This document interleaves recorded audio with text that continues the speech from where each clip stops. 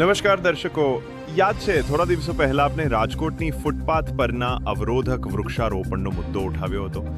સદભાવના વૃદ્ધાશ્રમ દ્વારા ફૂટપાથ પર વાવેલા વૃક્ષોને કારણે પગપાળા ચાલનારાઓ માટે જોખમ ઊભું થયું હતું. આ મુદ્દો એટલો ગંભીર હતો કે અમારા વિડીયોની અસર તરત જોવા મળી. માત્ર રાજકોટમાં જ નહીં, પરંતુ ગુજરાતના પ્રતિષ્ઠિત અખબાર ગુજરાત સમાચારની રાજકોટ એડિશનને પણ આ અહેવાલની નોંધ લીધી અને તેને પોતાના અખબારમાં પ્રકાશિત કર્યો. અને આ છે પરિવર્તન. અમારા વિડીયોના પ્રસારણ અને જનજાગૃતિના પગલે સદભાવના વૃદ્ધાશ્રમે તાત્કાલિક પગલાં લીધા છે. ફૂટપાથ પર વાવેલા તમામ વૃક્ષોને હટાવી લેવામાં આવ્યા છે. આ છે જાગૃત નાગરિકોના અવાજની તાકાત. આજે રાજકોટની ફૂટપાથ ફરી એકવાર સુરક્ષિત અને ખુલ્લી બની છે.